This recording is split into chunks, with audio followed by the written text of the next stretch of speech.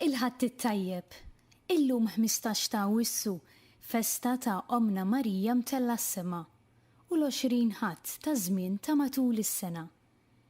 Nilqakom għall-qudiesa tal-lum immexxija mill-Arċisqof Charles Scicluna mill-Bażilika Minuri ta' Santa Marija fil-Musta. Illum, fil-festa tagħha, nitolbu lill-Omna Marija tallimna ngħixu dak li l-Mulej irid minna sabiex meta jasal il-waqt bħala aħna wkoll ikonna l-istess twelid glorjuż fis-sema.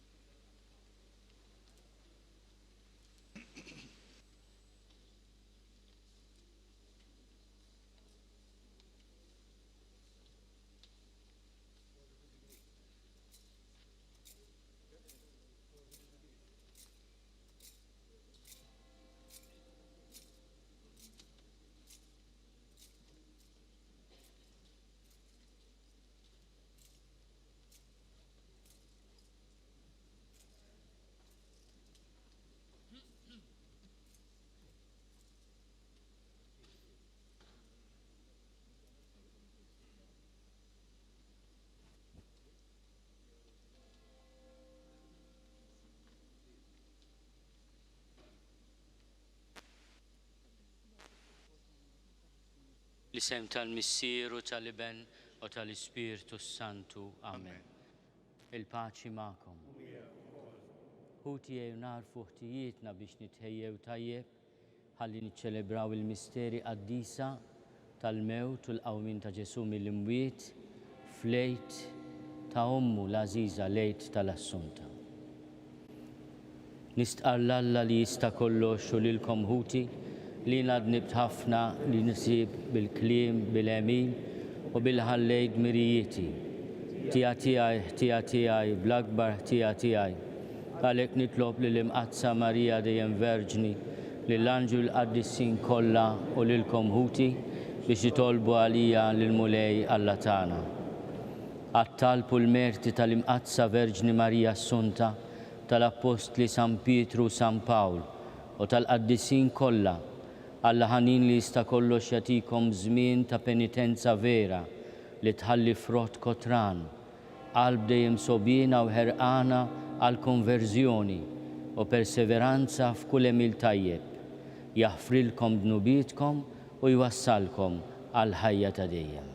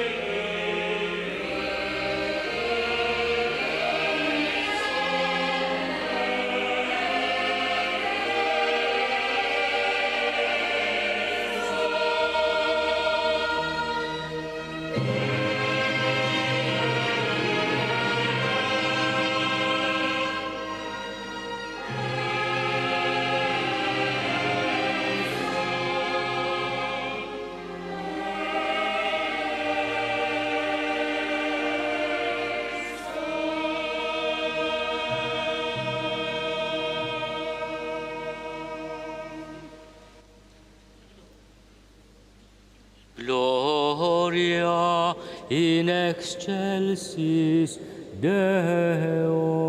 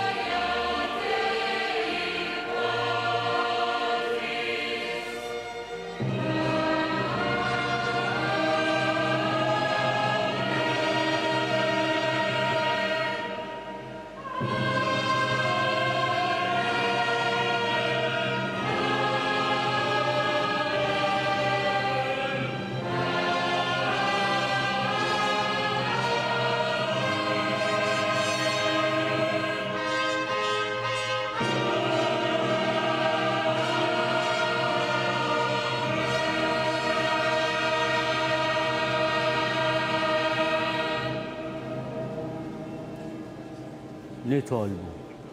O Alla ta' dejjem li tista' kollox, intellajt fil-glorja tas-sema bir-Ruħu l-ġisem lill-Verġni bla teba Marija, Omm ibnek.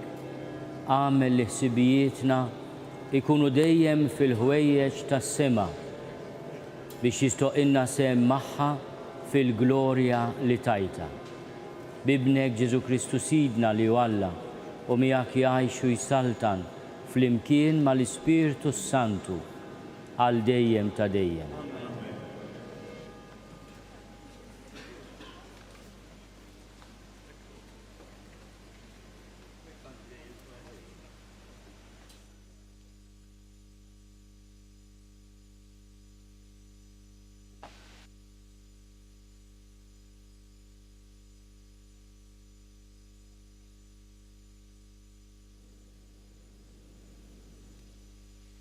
Qari mill-ktieb tal-Apokalissi. Infetaħ it-tempju ta' Alla li hemm fis-sema u deret l-arka tal-Patt tiegħu fit-tempju tiegħu. U der sinjal kbir fis-sema, mara libsa x-xemx bil-qamar taħt riġleha u b'kuruna ta' 12 kewba fuq rasa. Hija kienet fitqala u bdiet tajjad bl-uġigħ tal-ħlas u tbati biex teħles. Imbagħad fis-sema der sinjal ieħor. Ara, dragun kbir minn lewn in-nar, b'7 tirjus u 10 tiqrun u b'7 diademi fuq rjusu. U b'dembu kienes waħda mit-3 tal-kwiekeb tas-sema u għaddabhom lejn l-art.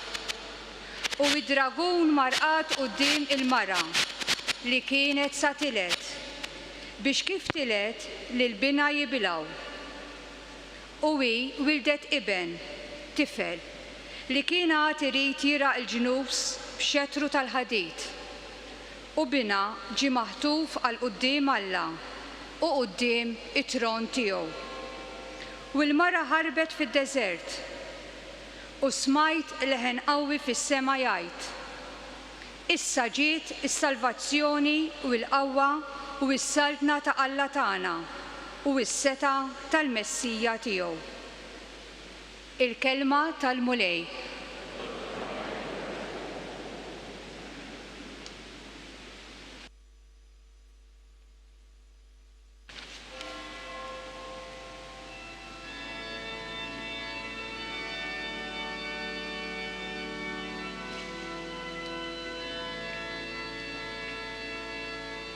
Flemintek is-Sultana fit-taw tal-glorja.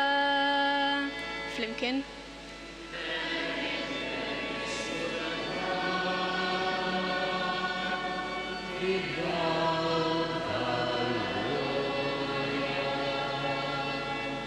U li tis-sultani ġu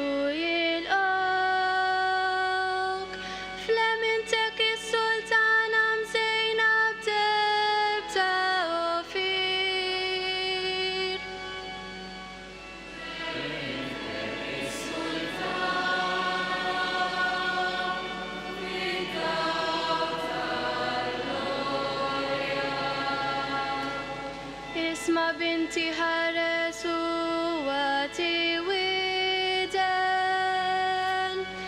insanni sekultar missirek. Lemintek is-Sultana fid-dawl tal-glorja. Jixxenna is-Sultana ġmielek u għaxu sitek għatiq ima. Lemintek is-Sultana fid-dawl tal-glorja. Ix-xebbiet jiġu bana ta' ferħu għajat, jitlu fil-palazz ta' Sultan.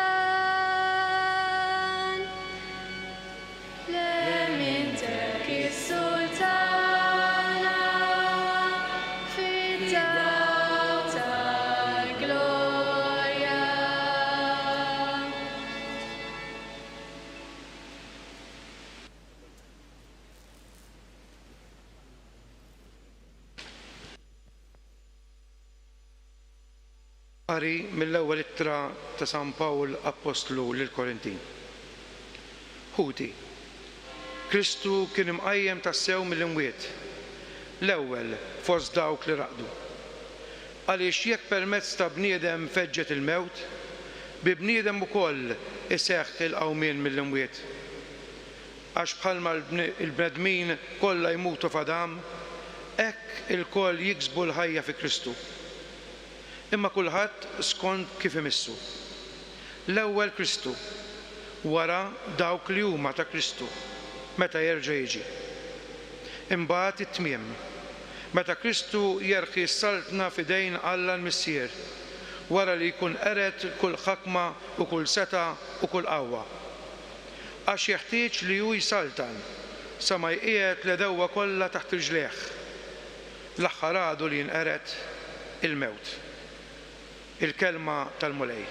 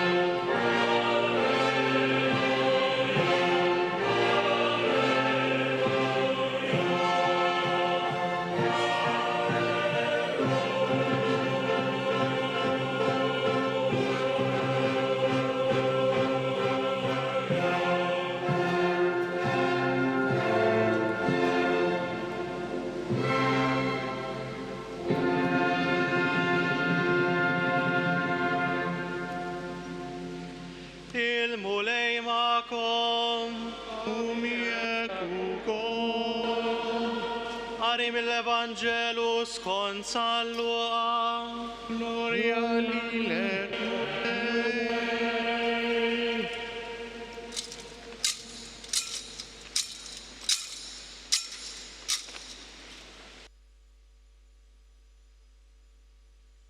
F'dawk il-ġranet, Marija qamet u marret ħaffef lejn l-għoljiet, f'belt tal-Ludija. Daħlet għand Zakkarija u selmet lill-Eliżabetta. Malli Eliżabetta semet il-Marija s-selmila, it-tarbija qabżet fi ħdana u Eliżabetta mtliet bl-Ispiritu Santu u nfexxet fajta kbira u qalet: Imbirka inti fost in-nisa u mbirek il-frott tal-ġuf tiegħek. U minn fejn ġieni dan li jom sidi tiġi għandi? Għaxara, malli smajt f'udnejja leħen it-tislima tiegħek, it-tarbija qabżet u tqanqlet bil-ferħ fi ħdani. Iva, ħinja dik li emnet li jseħħ kull ma ntqalilha min-naħa tal-mulej. Imbagħad qalet Marija: Ruħi tfaħħar il-kobor tal-mulej u l-Ispirtu tiegħi jifraħ f'Alla s-Salvatur tiegħi. Għax hu xeħet għajnejh fuq iċ-ċokon tal-qaddejja tiegħu. Iva, minn issa l-qudiem kull nisel jibda jsejjaħ li ħinja, għax is-Setan jagħmel miegħi ħwejjeġ kbar, qaddisu l-isem tiegħu. Il-ħniena tiegħu tinfirex kull żmien fuq dawk li jibżgħu minnu. U wara l-qawwa ta' driegħu xerret lil dawk li huma mkabbra f'qalbhom. Niżżel is-setana minn fuq it-tron tagħhom u olla ċkejknin. Mela b'kull ġid il-minu bil-ġuħ u l-onja bagħathom il-barra b'xejn. Ħaħsib Iżrael qaddej tiegħu għax ftakar fil-ħniena tiegħu bħalma wiegħed il-missirijietna b'risq Abraham u nislu għal dejjem. Il-kelma tal-mulej.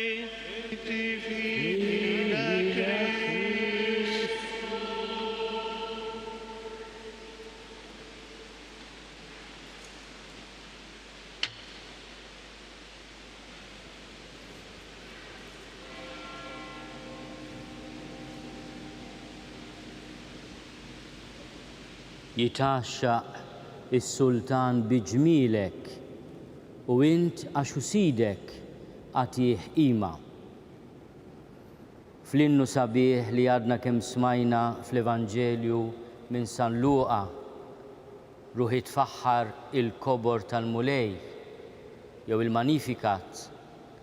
Marija propju tagħmel dak li jissuġġerixxi s-Salm 44 li smajna bħala salm responsorjali illum. Għatih qima u int għaxu sidek għatih qima. Ruħi tfaħħar il-kobor tal-mulej, l-Ispirtu tiegħi jifraħ f'Alla is-Salvatur tiegħi. Għaxu xeħet għajnejh fuq iċ-ċokon tal-qaddejja tiegħu. Sitna Marija, Marja ta' Nażaret, issejjaħ lill-Alla Salvatur. L-Ispirtu tiegħi jifraħ f'Alla is-Salvatur tiegħi.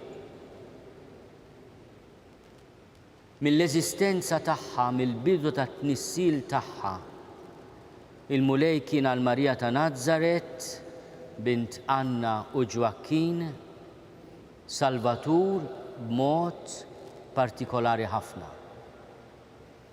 Ma f'dak li għamel ma' Marija, il-mulej rid jagħti sinjal ta' tama lil kull wieħed u waħda minna. Għaliex min huwa dak li aħna nsejħulu Salvatur? Huwa dak li jeħlisna mill-jasar, li kapaċi jiddefendina, li meta nkunu fil-għawġ jeħlisna, li meta nkunu marsusin jatina in-nifs.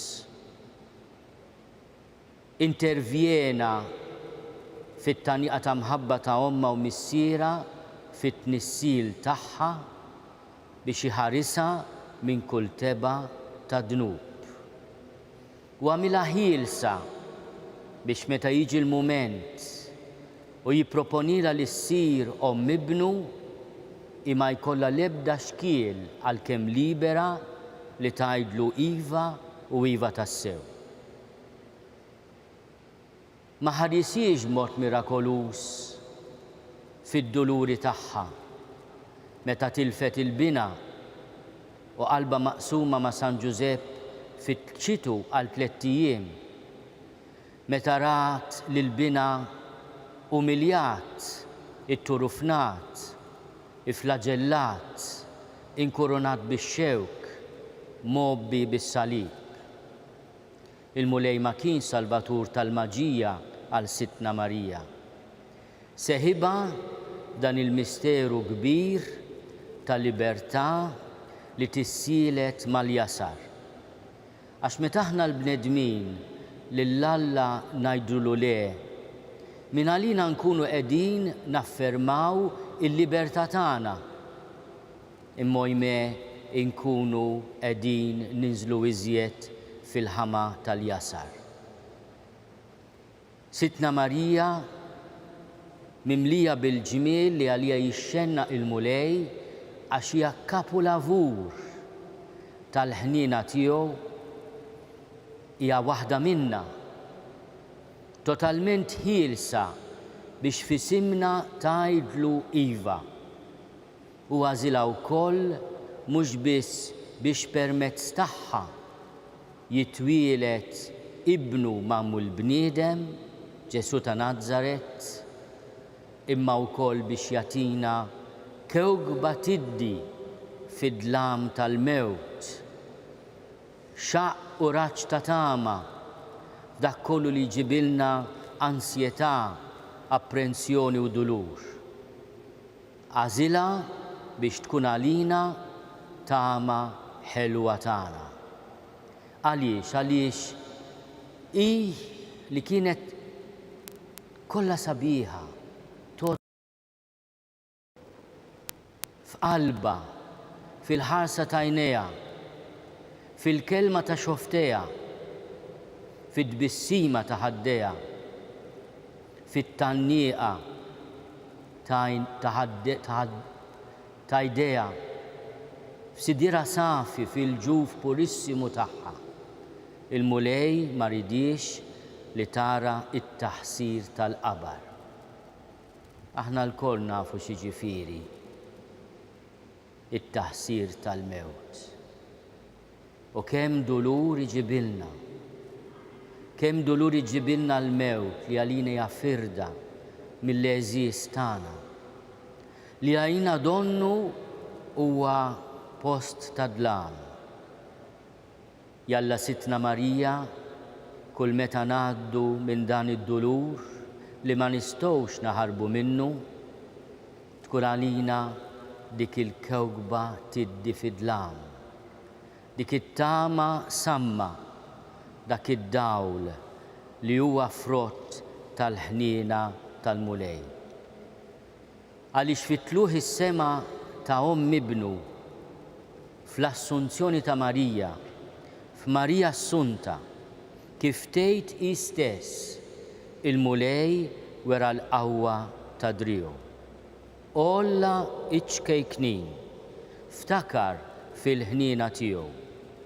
Min issa l-qudiem kull nisel jibda jsejħilha bir-raġun ħienja fuq li ħienja. X'sabu id-dixxipli meta marru jżuru l-qabar għażiż tagħha f'riġlejn l-għolja taż-żebbuġ f'Ġerusalemm? Sabu qabar vojt, bħalma kienu sabu d-dixxipli dak il-jum qaddis tal-Għid il-Kbir, meta marru jfittxu il-kadavru tal-mulej Ġesu u sabu qabar vojt. M'għandna l-ebda xhieda tal-irxoxt tal-mulej, m'għandna l-ebda xhieda tal-irxoxt ta' Marija, imma għandna il-qabar vojt. Ġerusalem inqimmu l-qabar ta' Ġesu, is-Santu Sepulkru, u nqimmu wkoll il-qabar ta' Marija.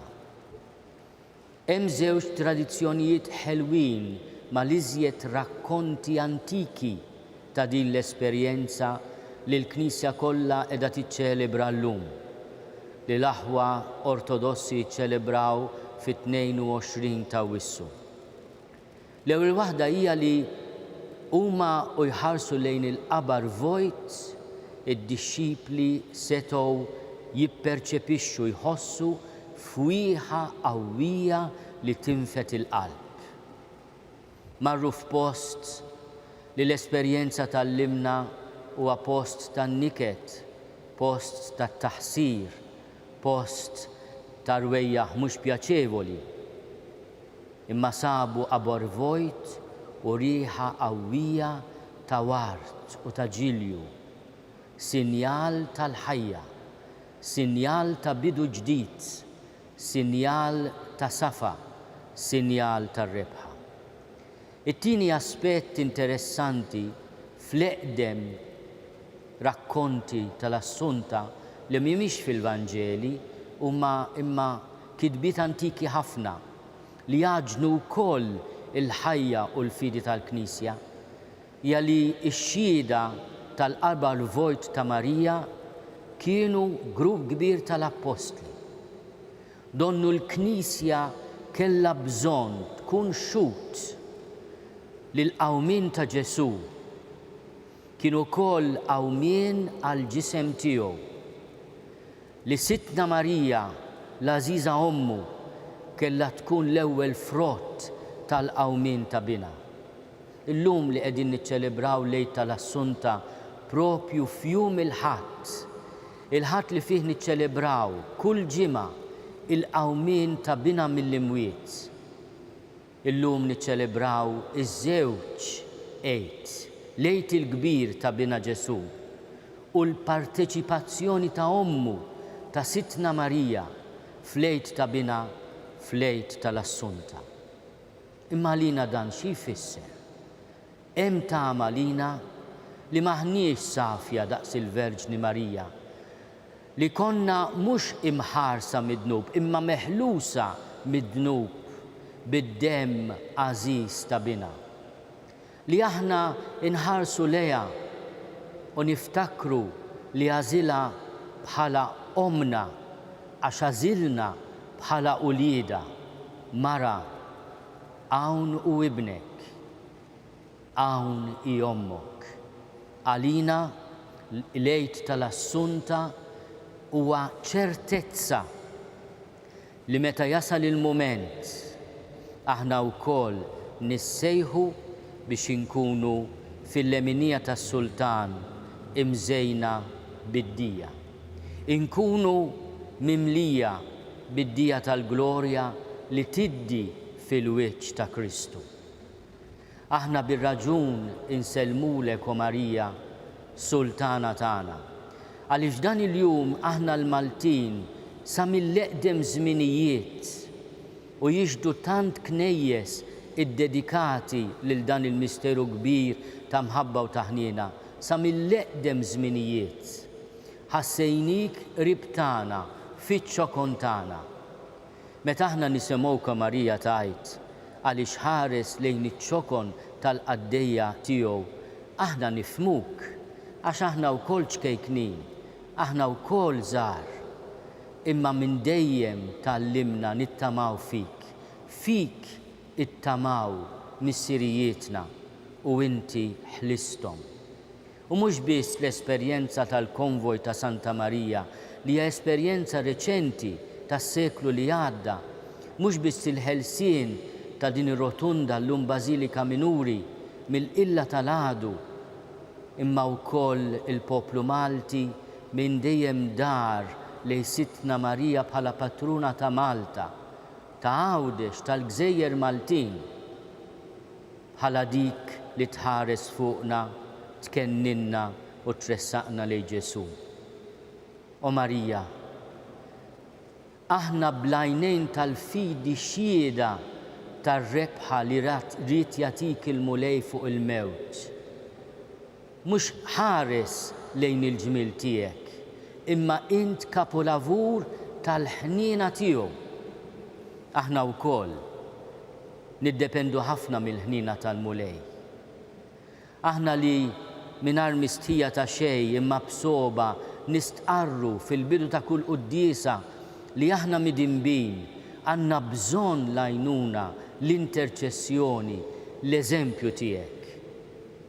Iġbidna lejk bil-fwieħa tal-qdusija tiegħek. Ħarisna mit-taħsir ta' dnub.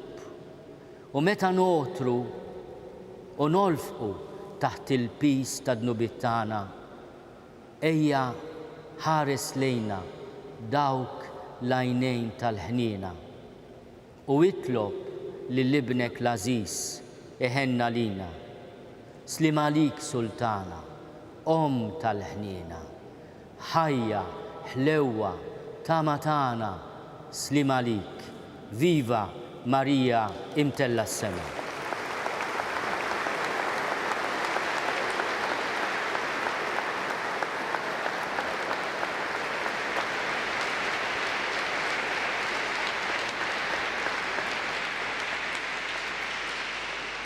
Jiena nemmen falla wieħed il-missier li jista' kollox, li ħalaq is-sema u l-art, dak kollu li jidher u dak li ma jidirx. U f'mulej wieħed Ġesu Kristu, iben waħdini ta' Alla, imnissel minn missier qabel kull żmien. Alla minn Alla, dawl minn dawl, Alla veru minn Alla veru, imnissel mhux magħmul, natura waħda mal-missier u bih sar kollox. Niżel mis-smewwiet għalina l-bnedmin u għal-fidwa tagħna u ħal-ġisem bis-seta tal-Ispirtu Santu minn Marija Verġni u sar bniedem. Salbu ħalina bata taħt Ponzju Pilatu, miet u difnuh u fit-tielet jum qam minn bejn l-imwiet skont il-kodba mqazza u tela s-sema u qiegħed fuq il-lemin tal-missier u għandu jerġa' jiġi bil-glorja biex jagħmel ħaq mill-ħajjin u mill-mejtin u s-saltna tiegħu ma jkollix tmiem. U fl-Ispirtu Santu mulej li jagħti l-ħajja li ġej mill-missier u mill-liben li hu meqjum u mweġġa flimkien mal-missier u mal-liben u li tkellem fom il-profeti.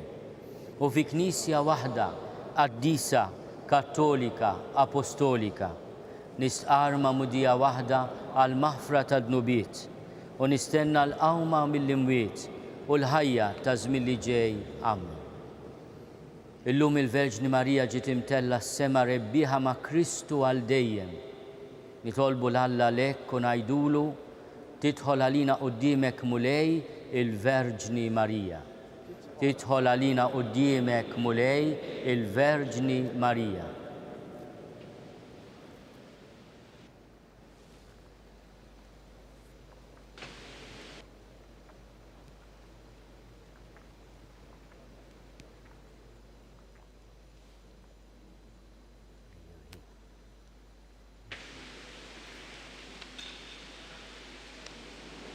Verbetejn, enta zilt l-Verġni Marija tagħmmar fiha bħala farka li ma titħassarx ħares li knisja tiegħek minn kull taħsir tad-dinja biex tidher dejjem quddiemek kollha ġmiel u sbuħija. Tidħol għalina quddiemek mulej il-Verġni Marija.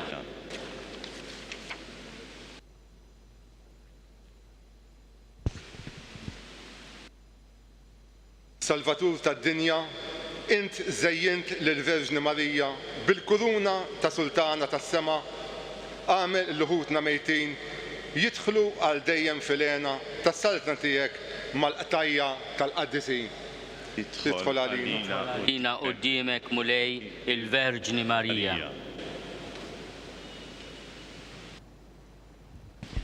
Sultan ta' Slaten, intrit li Ommok Marija tkun imtella ħdejk fis-sema bir-ruħ u bil-ġisem. Atina li ħsibijietna jkunu dejjem fil-ħwejjeġ tas-sema. Tidħol għalina quddiemek mulej il-Verġni Marija. Missier Qaddis, int li għamiltna il-koll u liedek u waħwa ta' ibnek il-waħdini Ġesu Kristu. Ejn lill-mexxejja tal-popli biex jażlu it-triq ta' dialogu tal-ġustizzja u tal-paċi fir-relazzjonijiet tagħhom ma' xulxin. Idħol għalina qudiemek mulej il-Verġni Marija. Mulej Ġesu, nitolbuk għal dawk li qed isofru tbatija minħabba f'ismek biex tagħtihom il-qawwa u l-kuraġġ ħajbqgħu sħaħ fil-fidi tagħhom u jaħfru lil min qed jippersegwithom. Idħol għalina qudiemek mulej il-Verġni Marija. Mulej Ġesu si tis-sema u l-art, int qed lill-Verġni Marija Sultana fil-leminija tiegħek. Għamel li jkun jistoqilna nissieħbu magħha fil-glorja, int li tgħixu s-Saltan għal dejjem ta' dejjem. Il-qadan il-ħobs.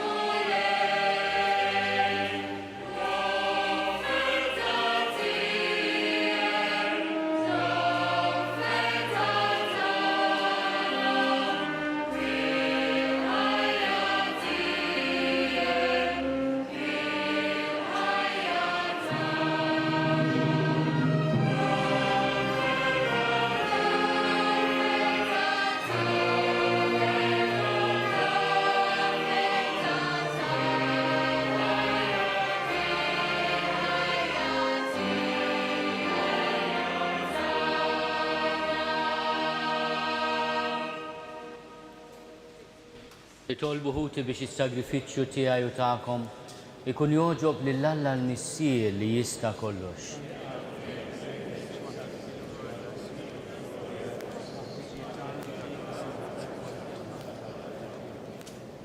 Titla' quddiemek mulej l-offerta tagħna għaddejja fidili tiegħek.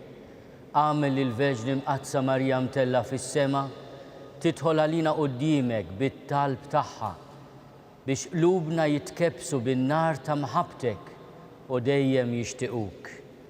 Bi Kristu Sidna. Il-mulej magħkom. Nerfgħu qlubna l fuq. Niżuħaj lill-mulej Alla tagħna. Sewwa u xieraq tas-sew mulej missier qaddis. Alla ta' dejjem li tista' kollox. Tajjeb u taġi tas-salvazzjoni tagħna li dejjem u kullimkien irrodulek ħajr bi Kristu Sidna. Għax illum il-Verġni Omm Alla ġiet imtella fis-sema bħala bidu ġbija tal-Knisja tiegħek fil-milja kollha li għad tidher fiha. U bekk saret ġbija ta' tama sħiħa u ta' faraġġ għall poplu tiegħek fil-mixja tiegħu fuq l-art. Għax int kif kien xieraq ħlist mit-taħsir tal-qabar lil dik li b'mod tal-għaġeb tat lid-dinja bħala bniedem l-awtur ta' kull ħajja Ġesu Kristu Sidna. Għalhekk nissieħbu mal-qtajja tal-anġli u b'feħ kbir infaħruk u nkantawlek.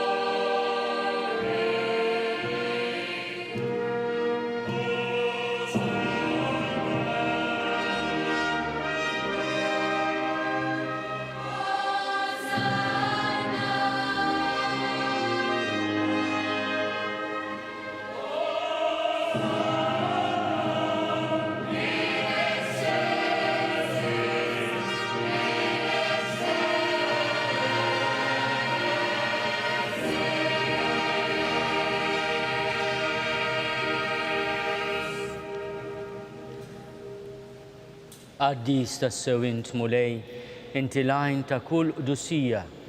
Qaddis għalhekk nitolbuk dawn l-offerti bil-barka tal-Ispirtu tiegħek biex isiru għalina il-ġisem u d-dem ta' Sidna Ġesu Kristu. Li meta kien se jingħata biex minn rajħi bati bħal ħobs ratti l-ħajr qasam tal id-disċipli tiegħu u qal: ħudu u kulu l-koll minn dan, għax dan huwa ġismi li jingħata għalikom.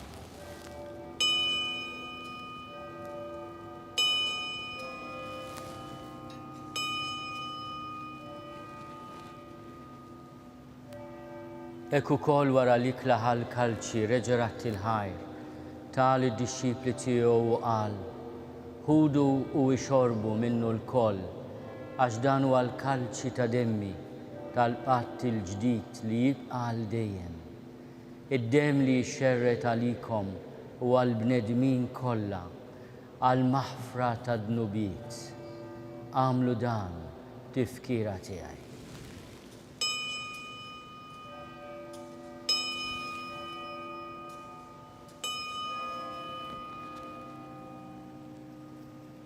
dan hu l-misteru tal-fidi.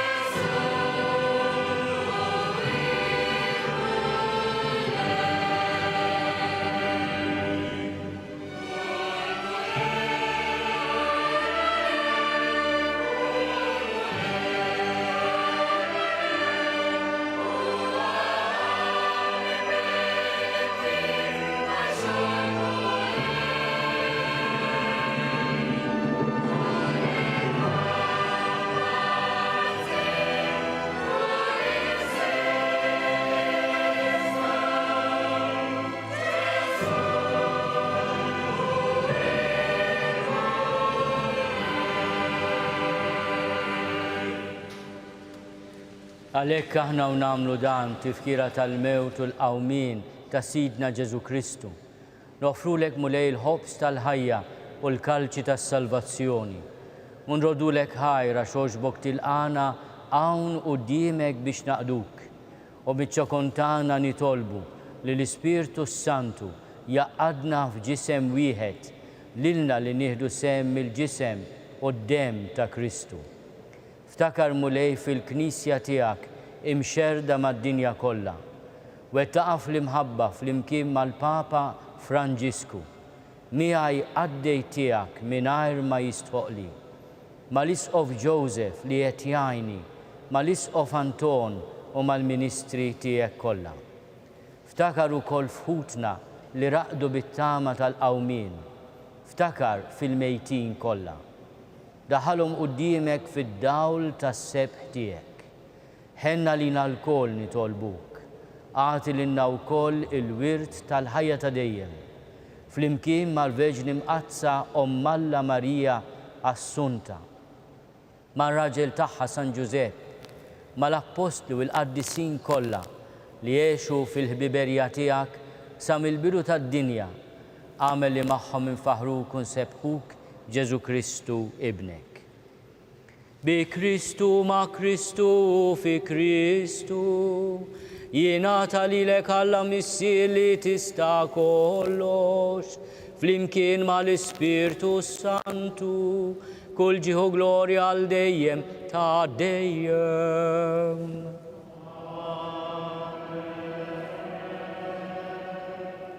Ejjew nitolbu kif għallimna u li nagħmlu li ben ta' Alla Ġesu għas-salvazzjoni tagħna. Missierna li inti fis-smowiet jitqaddes ismek tiġi saltnatek, ikun li trid int kif is-sema hekk fl-art. Ħobżna ta' kuljum għatina llum, aħfrilna dnubietna bħalma naħfru lil minu ħati għalina. La ddaħħalniex fit-tiġrib, iżda eħlisna mid-deni. Eħlisna nitolbuk mulej minn kull deni. Għatina fit-tjieba l-ħnina tiegħek il-paċi fi żmienna biex inkunu ħielsa dejjem mid-dnub u mħarsa minn kull inkwiet. Aħna u nistennew u nittamaw il-għena u l-miġja tas-Salvatur tagħna Ġesu Kristu. Mulej Ġesu Kristu li għadt lill-Apostli tiegħek, inħallilkom is-sliem, natikom is-sliem tiegħi, la tħares lejn dnubietna, iżda ħares lejn il-fidi tal-Knisja tiegħek. Għati jaslimu l-għaqda li jint trid fiha, int li tgħixu s-saltan għal dejjem ta' dejjem. Il-paċi tal-mulej tkun dejjem magħkom.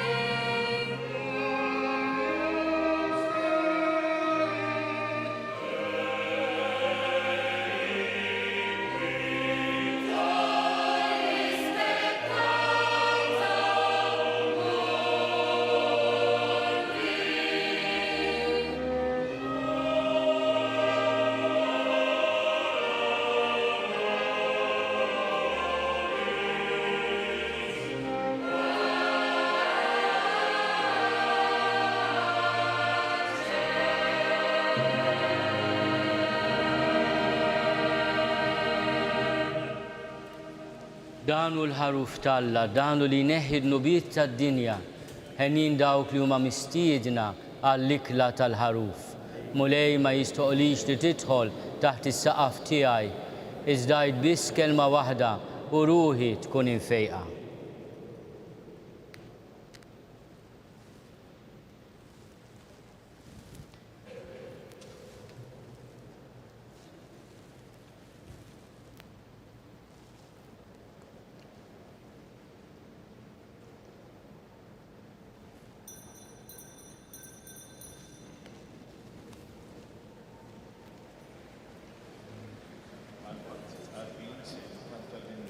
O salutaris ostia, a Carlo Diacono.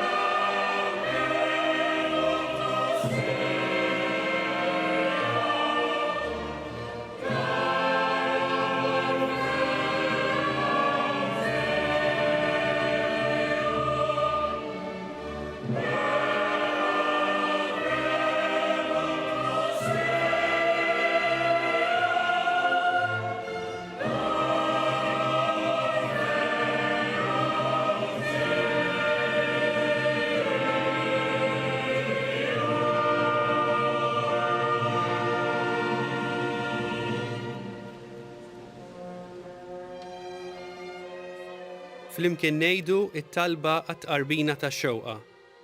Ġesu, jiena nemmen li inti tinsab ta' bilħaq fis-sagrament tal-Ewkaristija. Irrid inħobbok fuq kollox u fuq kulħadd. Inti taf li nixtieq nirċevik ġewwa fija. Imma ġala darba bħalissa ma nistax nilqek ġewwa fija sagramentalment, nitolbok li tiġi fija spiritwalment. Ejja għandi, Ġesu tiegħi, biex jiena niġi għandek. Ħeġġiġni bl-imħabba għalik, biex f'ħajti u f'mewti jiena nemmen fik, nitma' fik u nibqa' nħobbok għal dejjem.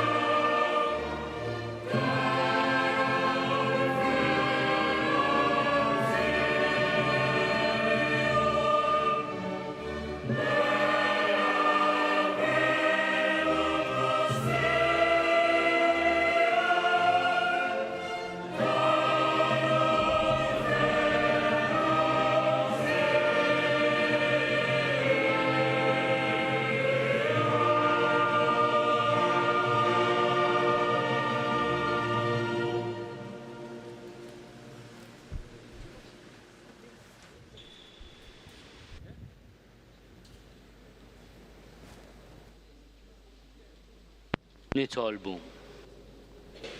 Tqarbilna mulej bis-sagrament tas-salvazzjoni tagħna. Għatina l-għajnuna tat-talb tal-Verġni Mqazza Marija imtella fis-sema ħalli naslu fil-glorja tal-qawmien għal-ħajja bi Kristu Sidna. Missirna fi Kristu Charles għal-grazzja ta' Alla u tas-sede apostolika Arċisqof tal-Knisja Qaddisa li f'Malta fisem il-qdusija tiegħu il-Papa jagħti lil kull min jinsab preżenti li juniedem u u tqarben il-barka apostolika bl-indulġenza plenarja. Itolbu għalhekk lil Alla għall-qdusija tiegħu il-Papa Franġisku u għall-Isqof tagħna Charles. Għalhomna l-Knisja Mqazza u fittxu li timxu dejjem f'xirka sħiħa magħha b'ħajja qaddisa. Il-mulej magħkom. Imbaxxu rasna ħalli nirċievu l-barka ta' Alla. Ikun imbierek isem il-mulej. L-għajnuna tagħna f'isem il-mulej. Bl-interċessjoni tal-Apostli San Pietru u San Pawl.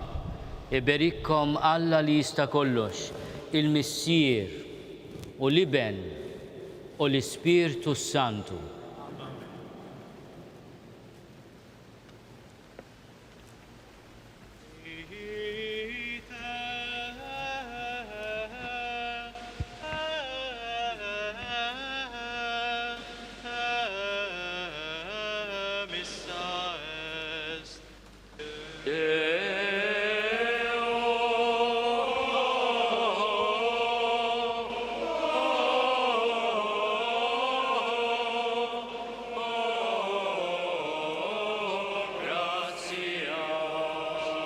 Viva Santa Maria, u l-festa tajba lil kulħadd.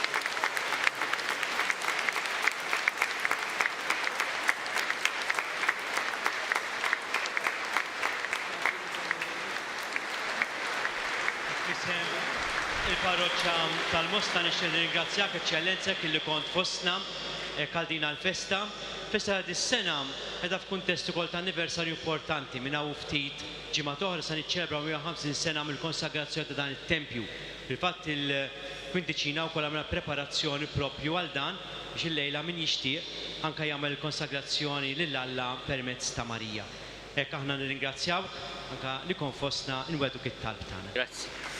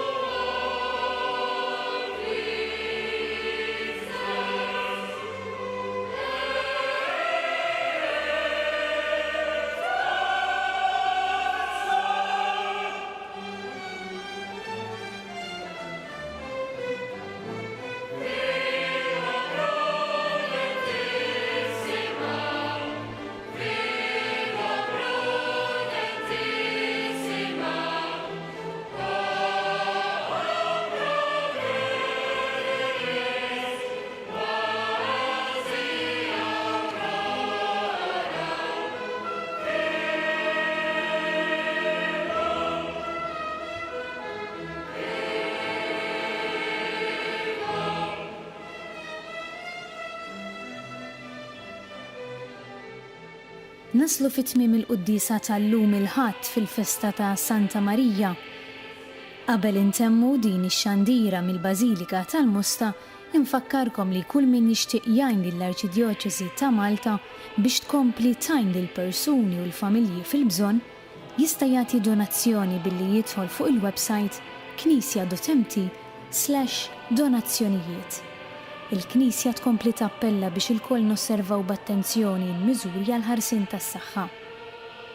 Nawguralkom il-kumplament tal-ħadd it-tajjeb u l-festa tajba.